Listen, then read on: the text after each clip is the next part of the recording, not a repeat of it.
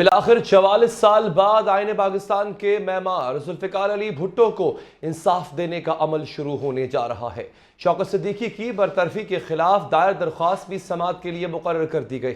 ذوالفقار علی بھٹو قتل کیس پر صدارتی ریفرنس 12 دسمبر کو سپریم کورٹ میں سماعت کے لیے مقرر کر دیا گیا ہے۔ کیس کی سماعت کے لیے سپریم کورٹ کا 9 رکنی لارجر بینچ بھی بنا دیا گیا، جس کی سربراہی چیف جسٹس پاکستان جسٹس قاضی فائز عیسیٰ کریں گے۔ صدارتی ریفرنس سابق صدر آصف علی زرداری نے اپریل 2011 میں دائر کیا تھا۔ اس پر اب تک سپریم کورٹ میں 6 سماعتیں ہو چکی ہیں۔ پہلی سماعت 2 جنوری 2012 جبکہ آخری سماعت 12 نومبر 2012 کو ہوئی تھی۔ صدارتی ریفرنس پر پہلی 5 سماعتیں سابق چیف جسٹس افتخار چودھری کی سربراہی میں سپریم کورٹ کے 11 رکنی لارجر بینچ نے کی تھی اور آخری سماعت 9 رکنی لارجر بینچ نے کی تھی۔ ذوالفقار علی بھٹو جب وزیر اعظم تھے تو 1974 میں Peoples party MNA Ahmad Raza Kasuri کے والد انتقال کر گئے۔ جب احمد رضا قصوری نے قتل کی FIR میں ذوالفقار علی بھٹو کا نام لکھوایا تھا۔ پھر جب 1977 میں ضیاء الحق نے وزیر اعظم ذوالفقار علی بھٹو کی حکومت کا تختہ الٹا تو 4 سال پرانی اسی FIR کے تحت ذوالفقار علی بھٹو کے ٹرائل کا آغاز ہوا۔ لاہور ہائی کورٹ کے اس وقت کے قائم مقام چیف جسٹس مولوی مشتاق نے اپنی سربراہی میں 5 رکنی بینچ بنایا اور ذوالفقار علی بھٹو کو پھانسی کی سزا سنائی گئی۔ اردو نیوز نے سیاستدان سردار شوکت حیات کی کتاب گم گشتہ قوم کا حوالہ دیتے ہوئے لکھا ہے کہ سردار شوکت کی جسٹس مولوی مشتاق سے ملاقات ہوئی۔ سردار شوکت نے پوچھا کہ واقعی آپ ذوالفقار علی بھٹو کو پھانسی کی سزا سنانے جا رہے ہیں؟ اگر سپریم کورٹ نے یہ فیصلہ مسترد کر دیا تو وہ خود کو پیپلز پارٹی کی انتقامی کارروائیوں سے کیسے بچائیں گے؟ سردار شوکت کے مطابق جسٹس مشتاق کا جواب تھا، آپ فکر نہ کرو، مجھے سپریم کورٹ کے ججوں کی اکثریت نے حلف پر یقین دلایا ہے کہ یہ فیصلہ سپریم کورٹ میں بحال رکھا جائے گا۔ لاہور ہائی کورٹ کا فیصلہ 18 مارچ 1978 کو سنایا گیا تھا۔ اس کے خلاف سپریم کورٹ میں اپیل دائر کی گئی۔ کیس سننے والا بینچ ابتدا میں 9 ججوں پر مشتمل تھا، مگر تکنیکی انداز میں 2 ججوں کو بینچ سے الگ کر دیا گیا اور پھر باقی بچ جانے والے 7 میں سے 4 ججز نے فیصلہ دیا کہ لاہور ہائی کورٹ کا فیصلہ ہی برقرار رکھا جائے گا۔ بینچ میں شامل ایک جج جسٹس نسیم حسن شاہ ایک انٹرویو میں اعتراف کر چکے ہیں کہ پھانسی کا فیصلہ سنانے کے لیے انہیں دباؤ کا سامنا تھا۔ جب ذوالفقار علی بھٹو حکومت میں تھے تو انہوں نے یہ الزام بھی لگایا تھا کہ امریکہ ان کی حکومت کے خلاف مداخلت کر رہا ہے اور اپوزیشن کے ذریعے انہیں ہٹانا چاہتا ہے۔ ذوالفقار علی بھٹو یہ الزام بھی لگا چکے کہ امریکہ نے انہیں جوہری پروگرام سے پیچھے ہٹنے کا کہا تھا اور انکار کرنے پر امریکی وزیر خارجہ ہنری کسنجر نے انہیں خوفناک مثال بنانے کی دھمکی دی تھی۔ لاہور ہائی کورٹ کا حکم سپریم کورٹ نے برقرار رکھا تو 4 اپریل 1979 کو ذوالفقار علی بھٹو پھانسی پر لٹکا دیے گئے۔ اپریل 2011 میں اس وقت کے پاکستان کے صدر آصف علی زرداری نے سپریم کورٹ میں ریفرنس دائر کیا اور سپریم کورٹ سے استدعا کی کہ ذوالفقار علی بھٹو کے عدالتی مقدمے کا اثر نو جائزہ لیا جائے۔ ریفرنس کے متن کے مطابق بھٹو کے خلاف قتل کا مقدمہ ایک فوجی بغاوت کا نتیجہ تھا۔ بھٹو سے پہلے وعدہ معاف گواہی پر پھانسی دینے کی روایت پاکستان میں نہیں تھی۔ ریفرنس میں یہ بھی کہا گیا کہ بھٹو کو پھانسی دینے والے بینچ میں شامل جسٹس نسیم حسن شاہ عدالت پر دباؤ کا اعتراف کر چکے ہیں۔ جسٹس شاہ نے ثابت کیا کہ بھٹو کو پھانسی جنرل ضیاء الحق کے حکم پر ہوئی تھی۔ ریفرنس میں مزید کہا گیا کہ جسٹس نسیم حسن شاہ کا اعتراف ان کے اپنے آئینی حلف کی خلاف ورزی ہے اور ان کے خلاف غداری کے مقدمے کا متقاضی ہے۔ ریفرنس میں کہا گیا بھٹو کو پھانسی کی سزا براہ راست ہائی کورٹ نے دی، اس طرح وہ اپنی سزا کے خلاف اپیل کے مرحلے سے محروم ہو گئے۔ اس ہائی کورٹ کے چیف جسٹس مولوی مشتاق بھٹو کے خلاف تعصب رکھتے تھے اور اب 2011 کا یہ ریفرنس 5 دن بعد سپریم کورٹ کا 9 رکنی بینچ سننے جا رہا ہے۔ ہم بات کریں گے، ہمیں جوائن کیا ہے پاکستان پیپلز پارٹی کی سینئر رہنما محترمہ شرمیلا فاروقی صاحبہ نے۔ شرمیلا صاحبہ شکریہ آپ کا۔ کس حد تک امید ہے پیپلز پارٹی کو کہ ان کے قائد، ان کے بانی قائد کا جس طرح سے عدالتی قتل ہوا وہ واقعی تسلیم کیا جائے گا کہ عدالتی قتل ہے؟ جی بہت شکریہ۔ دیکھیے بات یہ ہے کہ یہ تو ہر کوئی جانتا ہے اور یہ ایک عام بات ہے کہ اب اس بات کا اعتراف تمام حلقوں میں ہوتا ہے کہ شہید ذوالفقار علی بھٹو صاحب کا ایک عدالتی قتل ہوا لیکن کہنے کو ابھی بھی وہ ایک مقدمہ تھا جو ان کے خلاف ہوا، جہاں پر ایک عامر نے آ کے ایک سرکمسٹانشل ایویڈنس کے لیے اور جس طریقے سے ایک سرکاری گواہ بنایا گیا، موادہ معاف گواہ بنایا گیا، ایک فیک اینڈ فیبریکیٹڈ کیس میں شہید ذوالفقار علی بھٹو صاحب کو گرفتار کیا گیا، پھر اس میں ایک شام ٹرائل ہوا اور اس شام ٹرائل کے نتیجے میں سپریم کورٹ تک اس کی اپیل ریجیکٹ ہوئی، اور پھر جنرل ضیاء نے جس طریقے سے ان کی کلیمنسی کی اپیل کو ریجیکٹ کیا، یہ اب تمام دنیا جانتی ہے کہ اس کے پیچھے کیا محرکات تھے، کیوں شہید ذوالفقار علی بھٹو صاحب کو ایک ایگزامپل بنایا گیا۔ ابھی آپ نے اپنے انٹرو میں بہت ساری باتیں کہیں، اور شاید اس سے کئی زیادہ باتیں اور تبصرے اس مقدمے پہ ہو چکے ہیں، اور آج تک تاریخ میں اس مقدمے کو کبھی کسی نے ایز اے پریسیڈنٹ استعمال نہیں کیا۔ اب بات یہ ہے کہ کیا ہمیں انصاف ملے گا کہ نہیں ملے گا۔ یہ بہت ضروری ہے کہ شہید ذوالفقار علی بھٹو، جن کی لازوال قربانیاں ہیں پاکستان کے لیے، پاکستان کی جمہوریت کے لیے، آج اگر ہم ایک ایٹمی طاقت ہیں تو وہ اس کا جو بیڑا اٹھایا تھا وہ شہید ذوالفقار علی بھٹو صاحب نے اٹھایا تھا۔ آج اس متفقہ آئین کے اوپر یہ پاکستان چلتا ہے، وہ آئین شہید ذوالفقار علی بھٹو نے ہم کو دیا، اور نہ جانے کتنی خدمات ہیں ان کی خاندان کی کتنی خدمات ہیں۔ یہ تاریخ کو درست کرنا بہت ضروری ہے کہ اس مقدمے کے اندر ایک ایسا فیصلہ ہے، اس کو ری وزٹ کیا جائے اور اس بات کو بلیک اینڈ وائٹ کے اندر لکھا جائے کہ شہید ذوالفقار علی بھٹو صاحب کو غلط پھانسی دی گئی تھی، اور یہ ایک تاریخ کا ایسا بدنما داغ ہے ایک عدالتی ایک ٹرائل کے اوپر جو کبھی دہرانا نہیں چاہیے۔ اور انفارچونیٹلی اس کو اتنے سال لگ گئے کہ ہم شاید یہ امید ہی کھو بیٹھے تھے کہ کبھی اس کے اندر کوئی ایسی لیکن شرمیلا صاحبہ اب ججمنٹ آئے گی، مقصد کیا ہے؟ ایک اس کو ری وزٹ کیا جائے گا، لیکن I would say better late than never. obviously ہم یہ سمجھتے ہیں، ہمیں پوری امید ہے، ہمیں عدالت عظمیٰ کے اوپر اعتماد اور اعتبار ہے۔ ججز تو آلریڈی اعتراف کر چکے ہیں کہ ہاں یہ ایک عدالتی قتل تھا، ہم پہ دباؤ تھا، اور یہ بات روز روشن کی طرح آیا ہے کہ بھٹو صاحب کو باقاعدہ ایک سازش کے تحت جو ہے وہ ایسا سب کچھ کیا گیا۔ اس ٹرائل کے فیصلے کے بعد، ابھی جو بھی درخواست ریفرنس گیا، اس کے فیصلے کے بعد what change will it bring؟ دیکھیے جی، یہ جس طرح آپ نے کہا، میں بھی آپ کو یہی کہہ رہی ہوں کہ اس بات کا تو اعتراف وہ جج صاحبان بھی کر چکے ہیں کہ یہ ایک عدالتی قتل تھا۔ اس ٹرائل کے بعد یہ مقدمہ جب ری وزٹ ہوتا ہے، اس میں ایک ججمنٹ آتی ہے کہ جو بلیک اینڈ وائٹ میں ہو کہ yes it was a miss trial, یہ غلط پھانسی دی گئی تھی۔ یہ تاریخ کی درستگی ہونا بہت ضروری ہے۔ تاریخ کے اندر ایک شام ٹرائل ایک بدنما داغ ہے، اور یہ جوڈیشری کے اوپر جاتا ہے کہ جس طریقے سے جوڈیشری کو استعمال کیا گیا، جس طریقے سے جوڈیشری کو استعمال کر کے ایک ایسے قومی لیڈر کا قتل کر دیا گیا جو شاید اگر آج حیات ہوتے تو شاید پاکستان کی تقدیر ہی کچھ اور ہوتی۔ تاریخ کے اندر اس درستگی کی بہت ضرورت ہے کہ یہ مقدمے میں جو صحیح فیصلہ تھا وہ سامنے آئے، تاکہ آئندہ آنے والے کئی ادوار کے اندر کبھی کوئی ایسا شام ٹرائل کسی کے ساتھ نہ ہو۔ دیکھیے، عدالت ایک ایسا ادارہ ہے جہاں پر ہم سب انصاف کے طلبگار رہتے ہیں۔ اس وقت پاکستان کے اندر نہ جانے کتنے لاکھوں مقدمات ہیں جس کے اندر لوگ انتظار میں ہیں کہ ان کو انصاف ملے۔ بہت دفعہ ہم نے ایسے بھی مقدمے دیکھے ہیں کہ لوگ مر چکے ہیں، اس کے 2-3 سال بعد جا کے ان کو کسی مقدمے میں بری کیا گیا ہے۔ یہ جو ایک عدالتی نظام میں ایک جو ڈیلے کا عنصر، اور ہم کہتے ہیں نا کہ justice delayed is justice denied, بہت ساری چیزیں درست ہونا ضروری ہیں۔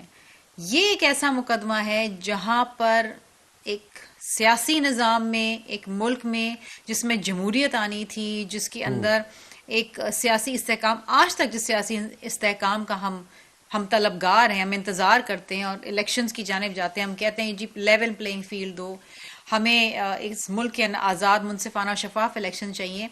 ایسے ملک کے اندر اس ریکارڈ کی درستگی، تاریخ کی درستگی بہت ضروری ہے۔ ٹھیک ہے، اچھا شرمیلا صاحبہ، دیکھیں اب یہ کوئی پہلی بار نہیں ہے، اور اس کے بعد یہ سلسلہ آگے چلا جب عدالتوں کو سیاسی مقاصد کے لیے استعمال کیا گیا، عدالتوں کو سیاسی انتقام کے لیے استعمال کیا گیا۔ Coming over to the present date, آج سے چند سال پہلے ایگزیکٹلی یہی کچھ نواز شریف کے ساتھ ہوا. ہاں اس سے پہلے جب ایک میمو کیس میں زرداری صاحب کے ساتھ ہونے جا رہا تھا تو نواز شریف صاحب کالا کوٹ پہن کے چلے گئے تھے، انہوں نے نہیں سیکھا تاریخ سے. لیکن جب نواز شریف کے ساتھ یہ پینما کا پورا فیاسکو ہو رہا تھا تب آپ بھی مخالف ہی تھے نواز شریف کے. تو جب اور پھر آپ بھی اسٹیبلش ہوا کہ عدالتوں کو کہیں نہ کہیں استعمال کیا گیا ایک وزیر اعظم کو ہٹانے کے لیے. تو جب ایسا ہوا پیپلز پارٹی نے اس کے بعد کوئی ایسا سٹینڈ نہیں لیا، بھلے ہی وہ ان کے مخالف کے ساتھ ہو رہا ہو. کیا آگے بھی پیپلز پارٹی ایسے ہی کرے گی؟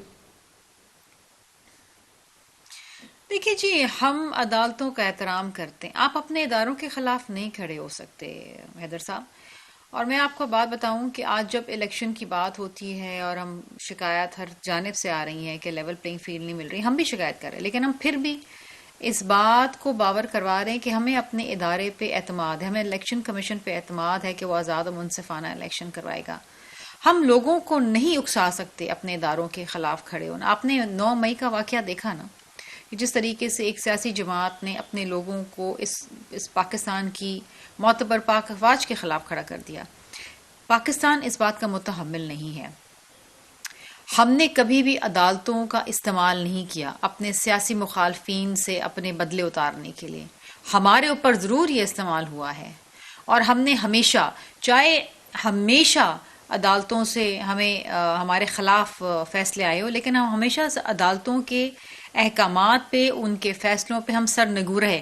ہم شاید اس فیصلوں سے اختلاف کر سکتے ہیں، لیکن ہم نے کبھی کسی جج کی تضحیک نہیں کی، ہم نے کبھی کسی ادارے کی تضحیک نہیں کی، اور ہم نے یہی اپنے لوگوں کو، اپنے ووٹرز کو، اپنے کارکنان کو سکھایا ہے. اس کی بنسبت جو دیگر لوگ ہیں، چاہے وہ پی ٹی آئی ہو، پی ایم ایل این ہو، آپ نے دیکھا کس طریقے سے حملے بھی ہوئے سپریم کورٹ کے اوپر. یہ تاریخ ہے نا، اسی ملک کی تاریخ ہے. حملہ کیا گیا سپریم کورٹ کے اوپر، کس طریقے سے جج صاحبان کو اپنی جان بچا کے بھاگنا پڑا. پھر کس طریقے سے ججوں کا نام لے لے کے ان کی تضحیک کی گئی. کبھی آپ نے پیپلز پارٹی سے ایسی کاروائی، ایسا رویہ نہیں دیکھا ہوگا پیپلز پارٹی کے کسی بھی نمائندے سے. ہم شاید جیلوں میں رہیں، ہمیں عدالتیں نہ ملیں، ہم پہ شام ٹرائل ہو، جو بھی ہو، لیکن ہم نے اداروں کا احترام کیا، اور یہی ہم نے اپنے ووٹرز کو، اپنے کارکنان کو سکھایا ہے. کیونکہ اداروں کو ہم نے بنانا ہے، ہم نے وجود دینا ہے، اس آئین نے دینا ہے. اور اداروں کو جب تک آپ آزاد نہیں چھوڑیں گے، جب آپ استعمال کریں گے، یہ پاکستان کا نقصان ہوگا، یہ عام عوام کا نقصان ہوگا. یہ ہمیں تاریخ سے سیکھنا چاہیے. یہ جب پریزیڈنٹ زرداری صاحب نے ریفرنس ڈالا تھا کہ اس کو ری وزٹ کیا جائے، اس بھٹو صاحب کے مقدمے کو، وہ یہی وجہ تھی کہ ہم تاریخ میں درستگی چاہتے تھے، ہم سپریم کورٹ کی درستگی چاہتے تھے، عدالتی نظام کی درستگی چاہتے تھے.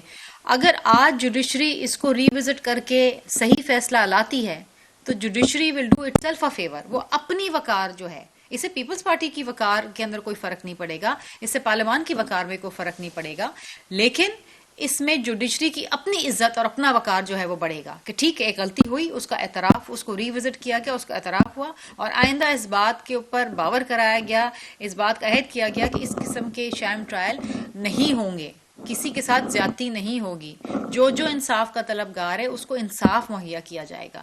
دیکھیے آپ نے بات کی کہ نواز شریف کے ساتھ ہوا، نواز شریف صاحب کے ساتھ کچھ نہیں ہوا، ان کی جان نہیں گئی، یہاں ایک انسانی قیمتی جان چلی گئی. آپ کو نہیں لگتا کہ عدالت اس وقت سیاسی مقصد کے لیے استعمال ہو رہی تھی میں آپ کو اور ایک بات پیپلز پارٹی ساتھ دے بتاؤں، ہم رہی جب تھی؟ اقتدار میں آئے تو ہم نے میں آپ کو ایک بات بتاؤں، جی جب پیپلز پارٹی اقتدار میں آئی 2008 سے 13 تک، ہم نے کیوں پھانسی کے اوپر موریٹوریم لگا دیا؟ کیوں؟ اسی وجہ سے کہ کہیں پر کوئی انجسٹس نہ ہو جائے. انسان ہی ہے نا جو فیصلہ کرتے ہیں عدالتوں میں، انسان ہی جج صاحبان بیٹھے ہیں نا، کہیں کوئی مس فارچون نہ ہو جائے، کہیں کوئی انسانی جان ضائع نہ ہو جائے ایک ایسے نظام میں، ایک ایسے ملک کے اندر لیکن جہاں پر بہت ساری چیزیں ہو جاتی ہیں، صرف غلط پروسیکیوشن پھانسی مل نہیں جاتی ہے. ناانصافی کے اور بڑے روپ ہوتے ہیں. ایک منتخب وزیر اعظم کو گھر بھیجنا ہیں، لیکن ایک بار دیکھیے بالکل ہوتے ہیں، ناانصافی کے بہت سارے روپ ہیں، لیکن شاید ان کی درستگی تلافی شاید کہیں نہ کہیں ہو جائے. لیکن اگر ایک انسانی جان چلی گئی، کسی شخص کو پھانسی لگ گئی، وہ جان آپ واپس نہیں لے کے آ سکتے، وہ زندگی آپ واپس نہیں لے کر آ سکتے. ہم نے کہا کہ ٹھیک ہے، آج ہم کیا بات کرتے ہیں، ہم یہی کہتے ہیں نا کہ اگر کسی کو پھانسی کی سزا دینی ہے تو اس کو لائف سینٹنس میں کمیوٹ کر دو. اگر آپ نے کسی کو پھانسی دینی ہے، عمر قید کے اندر کمیوٹ کر دو. لیکن ایک بار جان چلی گئی وہ آپ اور میں دنیا کی کوئی طاقت اسے واپس نہیں لا سکتا. درست آج کہہ بھٹو رہی ہیں صاحب کو آپ واپس نہیں لا درست سکتے. کہہ رہی یہ لیکن فیصلے کے لیکن اندر شرمیلا صاحبہ یہ ریوزٹ بھی ہو on جائے a گا, larger یہ scale بھی ثابت ہو جائے گا کہ یہ فیصلہ غلط کیا گیا تھا. بالکل بھٹو ہو صاحب جائے واپس گا, نہیں آ یہ بالکل سکتے. ہو جائے گا, and history will correct itself. لیکن on a larger scale, جیسے میں نواز شریف صاحب سے کوئی خاص ہمدردی نہیں ہے, لیکن چونکہ ایک انسیڈنٹ ہے جو پیش آیا جس نے ملک کو ایک اور رستے پہ ڈال دیا, ایک ایسی ڈائریکشن میں ڈال دیا جس سے آج تک ہم باہر نہیں نکل پائے. وہ جب ناانصافی ہو رہی تھی, پیپلز پارٹی کی آواز یا دبی ہوئی تھی یا ان کے ساتھ کھڑی تھی جو نواز شریف کے ساتھ ناانصافی کر رہے تھے, وہ غلطی بھی تو درست کرنا ضروری ہے کیونکہ اس کا نقصان پورے ملک کو ہوا اور اب تک پورا ملک بھگت رہا ہے. ہم کبھی بھی حیدر صاحب ہم کبھی بھی کسی سازش کا حصہ نہیں بنے. یہ پیپلز پارٹی کی تاریخ ہے. ہم نے ہمارے ساتھ جو ہوا ہے ہم وہ نہیں چاہتے کسی اور کے ساتھ ہو. ہم وہ غلطیاں جو ہمارے اوپر کی گئی ہیں ہم وہ کسی کے اوپر نہیں دہراتے. جب میاں صاحب کے اوپر بڑا کرا وقت تھا 2014 میں جب عمران خان صاحب کنٹینر پہ تھے, اس وقت بھی آصف علی زرداری صاحب اٹھے اور انہوں نے نواز شریف کا ساتھ دیا اور انہوں نے کہا کہ آپ پارلیمان میں جائیں, پارلیمان سے تقویت لیں. وہ چاہتے تو ہم کنٹینر پہ ہم بھی جا کے بیٹھ جاتے اور ہم کہتے ٹھیک ہے نکالو اس کو. ہم نے نہیں کیا. ایک عدالتی پروسیس ہے, عمران خان گئے مقدمہ لے کے, عدالتی پروسیس ہوا, چلا, صحیح یا غلط, اگین دیٹ از ڈیبیٹیبل. اگر ان کو اس بات سے اب ان کی اپیلیں ہیں, وہ جو بھی اس میں فیصلہ آتا ہے نہیں آتا ہے, اور وہ جائیں اس کو ریوزٹ کریں, ان چیزوں کو, اپنا مقدمہ لڑیں. ہم اپنا مقدمہ لڑ رہے ہیں نا بھٹو صاحب کا, ہم لڑ رہے ہیں. تو جہاں جہاں justice has been miss carried وہاں وہاں درستگی ہونا بہت ضروری ہے. ٹھیک ہے, اور یہ ہم سب کے لیے یہ سیکھنے کا ایک موقع ہے کہ آپ اپنے اداروں کو اپنے ہی لوگوں کے خلاف اپنے سیاسی مقاصد پورے کرنے کے لیے استعمال نہ کریں. یہ ایک موقع ہے, اس سے سیکھیں. ہم نے تو بہت کچھ سیکھ لیا دیکھ کے, ہم پہ بہت کچھ ہوا. یہاں پر تو لاڈلے بھی بن جاتے ہیں. ہم نے ماضی میں دیکھا لاڈلا لوگوں کو تو, ہمارے لوگوں کو تو گھسیٹ گھسیٹ کے جیل لے گئے تھے پری اریسٹ بیل ہونے کے باوجود. کچھ ایسے بھی لاڈلے تھے جن کو گھر بیٹھے بیٹھے ضمانتیں مل جاتی تھی. سو یہ بھی ہم نے دیکھا ہے اس ملک کے اندر. لیکن ہم پھر بھی کہتے ہیں, ہم پھر بھی عدالتوں کے آگے سرنگو ہیں کیونکہ ہم نے اداروں کی عزت کرنی ہے اور کروانی ہے. ٹھیک ہے شرمیلا صاحبہ, بہت شکریہ, آپ نے پروگرام کے لیے وقت نکالا. ناظرین یہاں پر ایک وقفے کا وقت ہوا چاہتا ہے, وقفے کے بعد حاضر ہوں گے.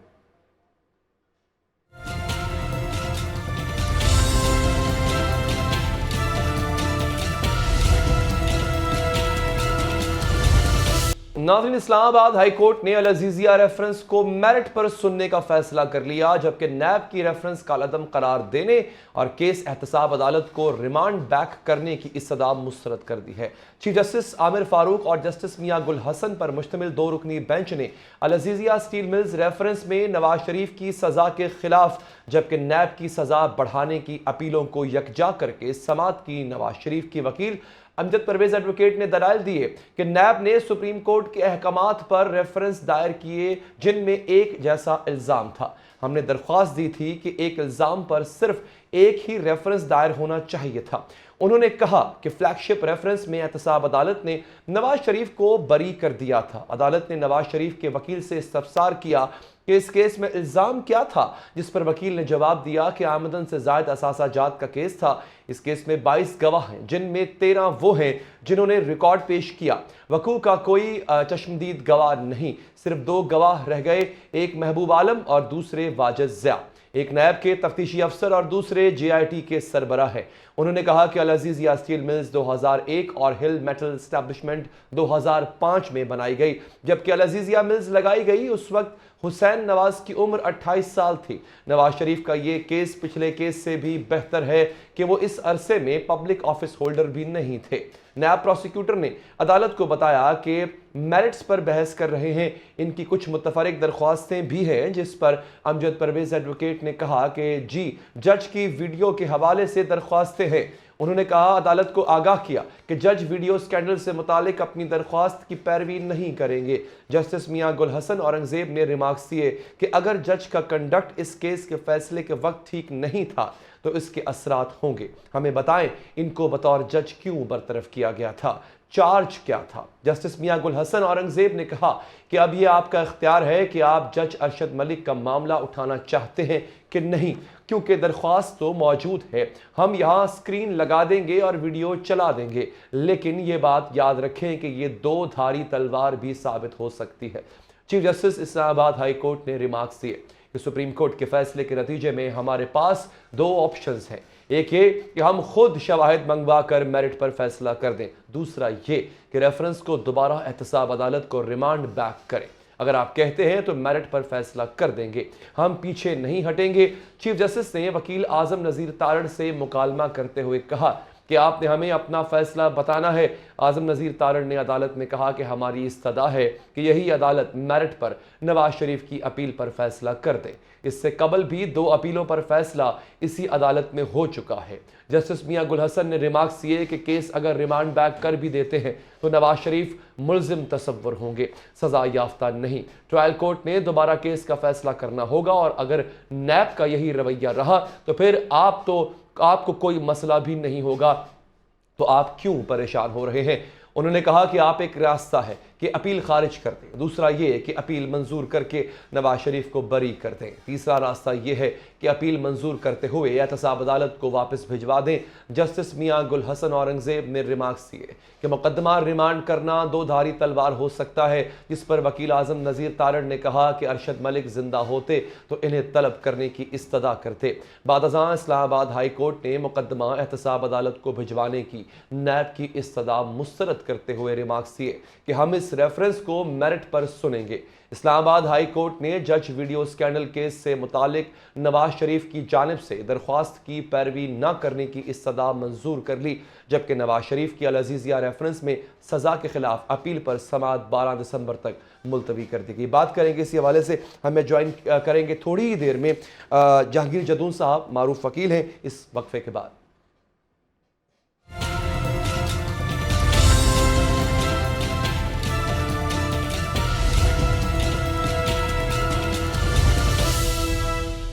بریک کے بعد حاضر ہیں جہانگیر جدون صاحب نے ہمیں جوائن کیا ہے۔ سر بہت شکریہ۔ سر، نیب میں ریمانڈ بیک کرنے کی استدعا کی مسترد ہو گئی، اب نیکسٹ کیا دوبارہ ٹرائل ہے؟ یہ کیا نواز شریف کے لیے کیا ثابت ہوگا؟ Will it be an easy cake, یا پھر واقعی نواز شریف کے لیے ایک مشکل ہے جو کھڑی ہو چکی؟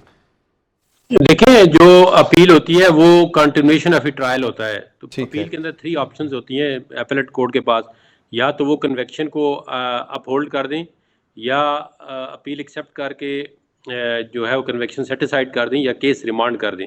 تو تینوں آپشن ہوتی ہیں کورٹ کے پاس، keeping in view the circumstances and the evidence. تو ابھی جب وہ انہوں نے ایویڈنس پہ انہوں نے کہا جی چلیں پروسیڈ کرتے ہیں میرٹ پہ ایویڈنس، تو ابھی نیکسٹ جو انہوں نے 12 تاریخ میں ہمیں ٹیوزڈے کو نیکسٹ ڈیٹ ہے، تو ابھی میرٹ پہ فیصلہ ہو جائے گا۔ تو اگر اپیل ایکسیپٹ ہوتی ہے تو ڈیفینیٹلی تو کنویکشن جو ہے ان کی سیٹیسفائڈ ہو جائے گی، موسٹ پروبلی 12 تاریخ کو ہو سکتا ہے آرگومنٹ کنکلوڈ ہو جائیں۔ ٹھیک ہے، اگر سر ان کیس یہ ریمانڈ بیک ہوتا تو اس کو کیا کہا جاتا ہے؟ ایک تو اپیل آپ نے کہا نا کنٹینیوشن آف ٹرائل ہوتی ہے، ریمانڈ بیک میں کیا سلسلہ ہوتا ہے سر؟ ریمانڈ بیک کا مطلب ہوتا ہے کہ اسی ٹرائل کورٹ کو دوبارہ بھیج دیں کہ آپ یہ چیزیں دوبارہ دیکھ لیں۔ لیکن وہ جب پھر دوبارہ اپیل میں آنا اسی کورٹ کے پاس آرڈر جو بھی ہو، تو انہوں نے پھر کہا جی بہتر ہے آپ اپیلیٹ کورٹ کے پاس پاور ہے، آپ ہی میرٹ دیکھ لیں، باقی چیزیں اس میں جو بھی ہے۔ اصل میں اس طرح ہوتا ہے جب یہ کیس چل رہا تھا، انہوں نے پہلے جو وکیل تھے اپنے خواجہ صاحب، انہوں نے ایک ایڈیشنل ایویڈنس کی اپلیکیشن دی تھی، تو وہ بھی پینڈنگ تھی، تو پھر اس پہ بھی جج صاحب کہہ رہے تھے کہ اب آپ کی اپلیکیشن ہے ایڈیشنل ایویڈنس کی، تو وہ تو مطلب وہ جو جج صاحب کی ویڈیو وغیرہ آئی تھی اس کی کہہ رہے تھے جی کہ یہ کیس کا سارا ریکارڈ پہ لانا چاہتے ہیں، تو وہ جج صاحب جو ہے فوت ہو چکے ہیں، وہ اس کی تو ایویڈنس کی ویلیو کوئی نہیں، اس کے بغیر ہی میرٹ پہ کیس نہیں بنتا یا بنتا ہے تو وہ جج دیکھ لیں گے ابھی۔ اچھا سر، اس کیس کا اب کتنا حصہ باقی ہے؟ یہ کتنا آگے جائے گا؟ کتنے عرصے تک اس کا فیصلہ ہو جائے گا؟ کیونکہ الیکشنز بھی سر پر ہیں، اگر تو اس کا فیصلہ نواز شریف کے حق میں آتا ہے تو کیا وہ اس قابل ہو جائیں گے کہ وہ الیکشن بھی لڑ سکیں اس کیس میں بری ہونے کے بعد؟ ڈیفینیٹلی یہ لاسٹ ہرڈل ہے ان کے کیس میں، کیونکہ انویکشن جب سیٹسفائڈ ہوگی کہ اسی دن جو ہے پھر ان کے آگے مزید کوئی ہرڈل نہیں رہتی الیکشن کانٹیسٹ کرنے کے لیے۔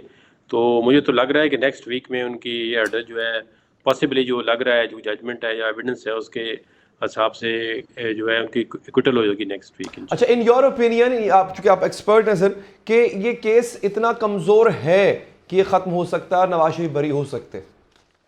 یہ دیکھیں نا، کیس بیسیکلی ہے کیا ہے، لوگوں کو پتا ہو کہ ایسٹ بیہائنڈ مینز کیس ہے، تو ایسٹ بیہائنڈ مینس کا سب سے جو بنیادی پرنسپل ہے لا کا، جب تک جورسپروڈنس ڈیولپ ہوئی ہے، انہوں نے کہا جب آپ ریفرنس فائل کریں تو اس کے اوپر یہ چیز لکھی ہوئی ہو کہ ان کے ایسٹس کتنے ہیں اور یہ بیہائنڈ جن مینز بنا رہے ہیں وہ کتنے ہیں، تو وہ اس کے بغیر ریفرنس ہی نہیں فائل ہو سکتا.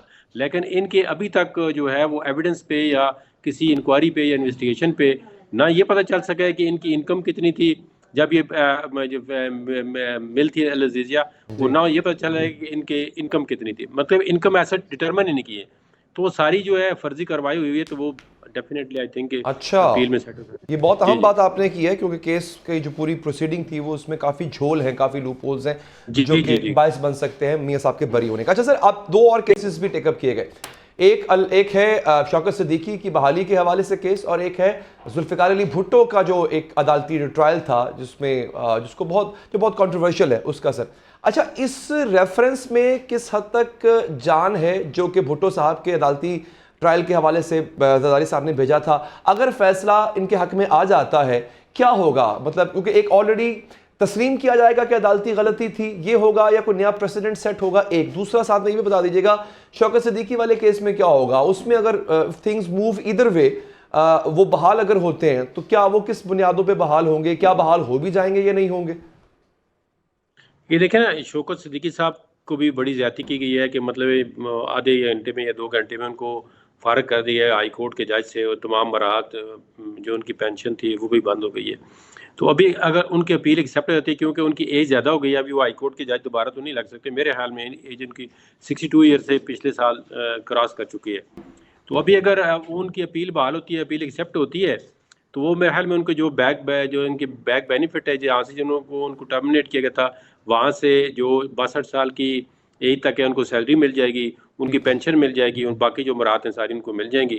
اور وہ ان کا جو کیس ہے وہ اس میں مطلب کیس بھی سیٹسفائی ہو جائے گا. مطلب ان کے خلاف ایک غلط کیس بنایا گیا تھا. اگر یہ سپریم کورٹ ہولڈ کر دیتی ہے کہ سپریم جوڈیشل کونسل کی پروسیڈنگ تھی وہ میلا فائڈی تھی، تو یہ ان کو مطلب بہت بڑی فتح مل جائے گی کہ ان کے بیک بینیفٹ بھی ان کو مل جائیں گے، پینشن بھی مل جائے گی، اور وہ کیس میں مطلب بری ہو جائیں گے، یا وہ جو ان کے خلاف ایلیگیشن تھی وہ غلط ثابت ہو جائیں گی. تو پھر وہ ایک ڈیمیجز کا سوٹ یا وہ فائل کر سکتے ہیں جن لوگوں نے ان کے خلاف ریفرنس فائل کیا تھا ان کے اگینسٹ. ٹھیک ہے. اور بھٹو صاحب کے حوالے سے سر کیا ہوگا؟ بھٹو صاحب کے دیکھیں نا، 12 یہ عدالتیں کہہ چکی ہیں جی ہم سے بھی غلطیاں ہوئی ہیں، تو ظاہر سا یہ چاہیں گے کہ اس وقت کی جو سپریم کورٹ تھی انہوں نے یہ غلط فیصلہ دیا ہے، یہ نہیں دینا چاہیے تھا. لیکن وہ بھی جس طرح شوکت صدیقی صاحب دوبارہ جج نہیں بن سکتے، اس طرح ذوالفقار علی بھٹو صاحب تو اللہ ان کو وہ جان اچھا کرے، وہ تو اس میں چلے گئے، وہ پھانسی تو واپس نہیں آ سکتی. تو ایک سمبیلکلی ان کے کیس پہ فردر جو ہے اگر وہ اپنی سپریم کورٹ غلطی مان لیتی ہیں کہ وہاں کا فیصلہ غلط تھا، تو ایک مطلب مورل بہت بڑا گراؤنڈ یا مورل بہت بڑی فتح مل جائے گی ان کو. کوئی پریسیڈنٹ سیٹ ہوتا ہے سر ایسی غلطی ماننے سے؟ کیا عدالتوں نے ماضی میں ایسی غلطیاں تسلیم کی ہوئی ہیں اپنی؟ دیکھیں انڈیویجولی تو ججوں نے ایکسیپٹ کیا ہے جی ہم سے، جس طرح اس کیس میں نسیم حسن شاہ نے بڑا ڈیٹیل انٹرویو دیا تھا کہ ہم نے نوکری بھی کرنی ہوتی ہے. لیکن میرا اپنا پوائنٹ ویو ہے کہ ججوں کو نوکری نہیں کرنی چاہیے، ججوں کو انصاف کرنا چاہیے. اگر وہ انصاف کر سکتے ہیں تو بیٹھیں اس کرسی پہ، نہیں کر سکتے تو پھر آپ چلے جائیں، بجائے اس کے کہ یہ بندے کو جوڈیشل مرڈر کر کے پھر آپ 30 سال کے بعد ہم کیس لگائیں گے کہ ہم سے غلطی ہو گئی. یہ مطلب یہ پریسیڈنٹ مورلی ان کو تو مل جائے گا کچھ نہ کچھ، لیکن عدالت کو کیا ملے گا؟ رسوائی ملے گی نا.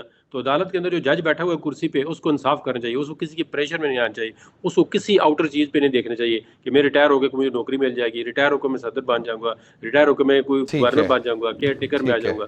تو یہ چیزیں انصاف جو ہے نہیں کر سکتا یہ بندہ.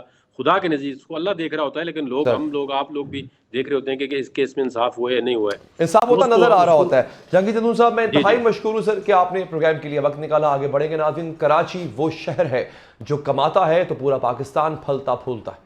سمندری راستے سے کی جانے والی برآمدات کراچی سے جاتی ہیں. ملک کی معیشت میں سب سے زیادہ حصہ بھی کراچی کا ہے. مالی سال 2022-23 میں ایف بی آر نے صرف کراچی سے 2000 ارب روپے اکٹھے کیے. لیکن کیا پاکستان کو گواہ کر دینے والے شہر کراچی کے مقدر میں صرف اعتراضات اور شکایات ہی رہ گئے ہیں؟ اس شہر پر حکومت تو ہر کوئی کرنا چاہتا ہے، لیکن جب شہر کے مسائل حل کرنے کی باری آتی تو ہر جماعت کوئی نہ کوئی وجہ بتا دیتی ہے کہ وہ کراچی کے لیے کام کرنے میں ناکام کیوں ہوئی. کراچی کے مسائل حل کرنے والی سٹی کونسل کا اجلاس معمولی سی وجہ پر بدنظمی کا شکار ہو جاتا ہے۔ آج سٹی کونسل اجلاس میں ہنگامہ آرائی ہوئی، اپوزیشن اور حکومتی اراکین آمنے سامنے آ گئے۔ لڑائی ہوئی اس بات پر کہ گلستان جوہر انڈر پاس کو شہدائے فلسطین کے نام سے منسوب کرنے کی قرارداد پیش کی گئی اور فلسطین میں اسرائیلی جارحیت کے خلاف مذمتی قرارداد بھی پیش کی گئی۔ جماعت اسلامی کے پارلیمانی لیڈر نے کہا فلسطین کی قرارداد جماعت اسلامی نے پہلے دی تھی، اس قرارداد کو پیچھے کر دیا گیا، ایسے نہیں چلے گا، بس اس بات پر ہنگامہ ہو گیا۔ جس طریقے سے آپ اس ایوان کو چلا رہے ہیں، جو 2 نمبری کر رہے ہیں، اس 2 نمبری کو ختم کیجئے۔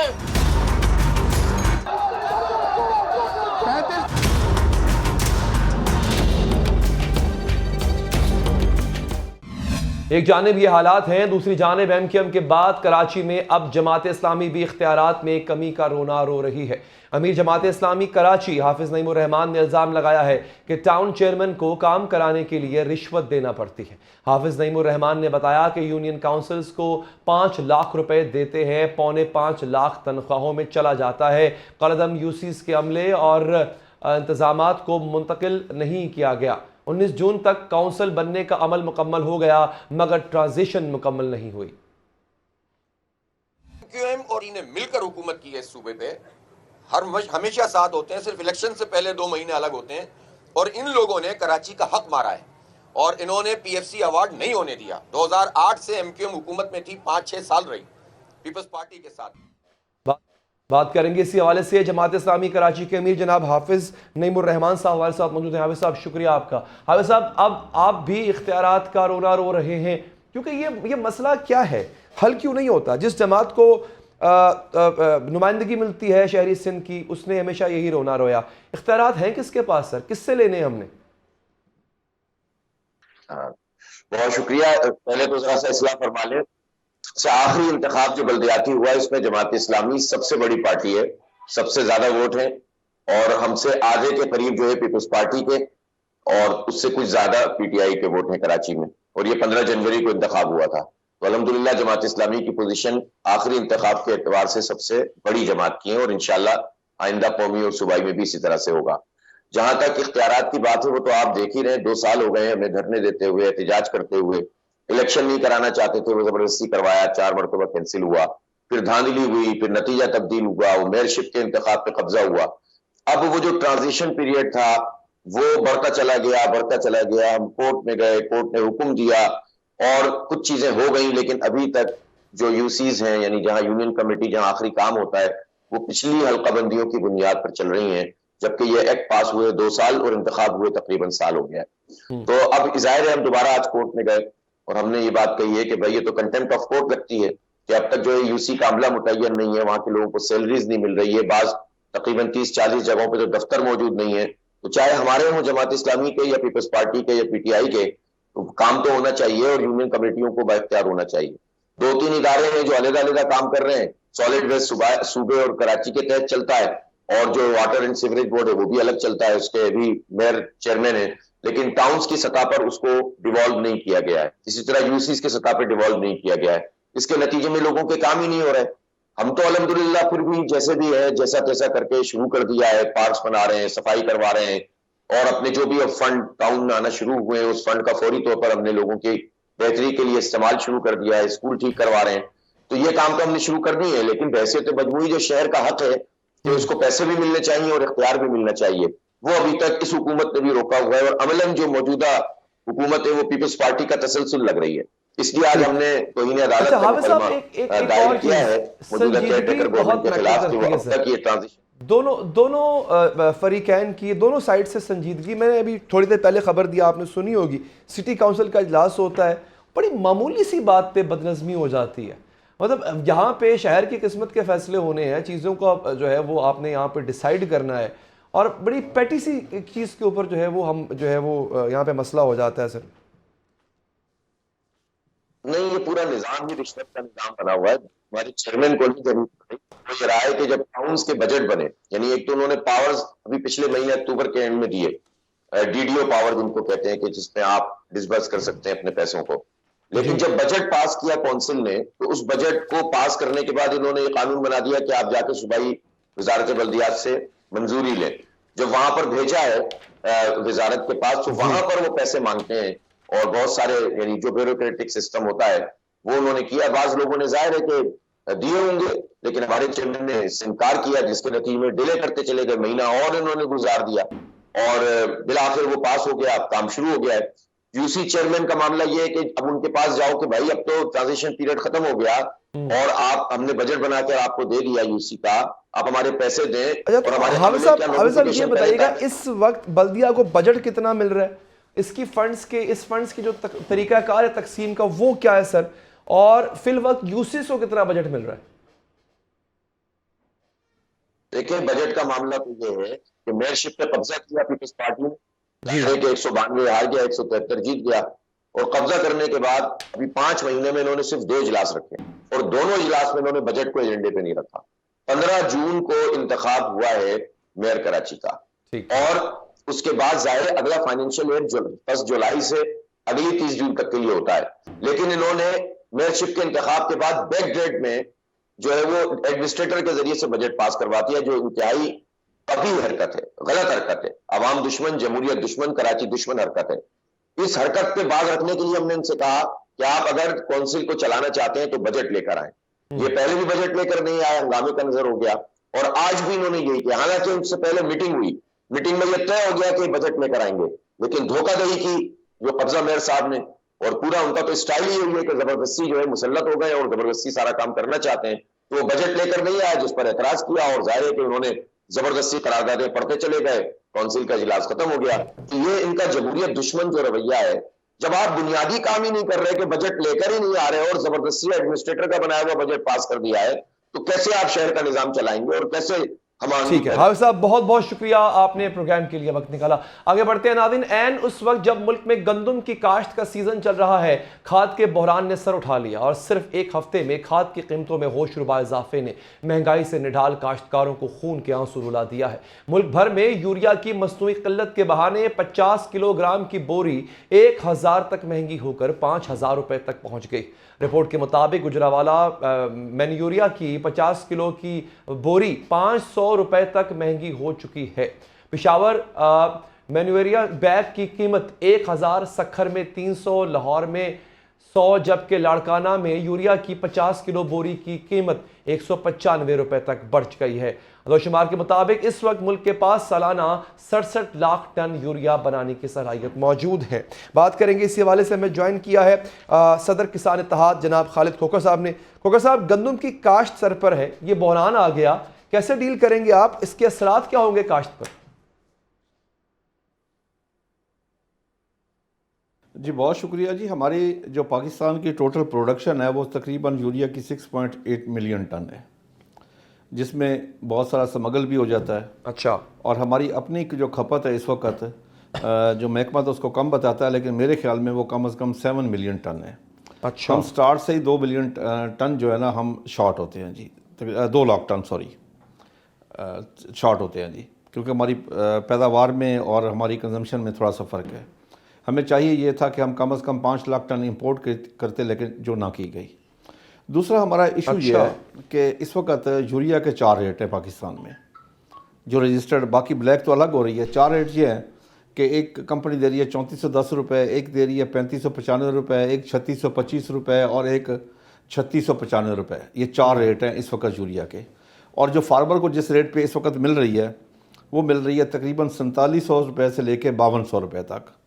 یعنی کہ کاشتکار منیمم 100 سے 110 ارب روپیہ ایکسٹرا پے کر رہا ہے درمیان والے مافیا کو, جس کی وجہ سے کاشتکار بہت پریشان ہے اور سارا دن لائنوں میں لگا رہتا ہے. جگہ کھاد لینے کے لیے پیچھے لگا رہتا ہے, ڈھونڈتا ہے کھاد کہاں ملے گی کہاں نہیں ملے گی, اور ڈیلر اس کو وہی ڈیلر دیتا ہے جس کو یہ یقین ہو کہ یہ میری شکایت نہیں لگائے گا, ورنہ اس کو یوریا کھاد نہیں ملتی.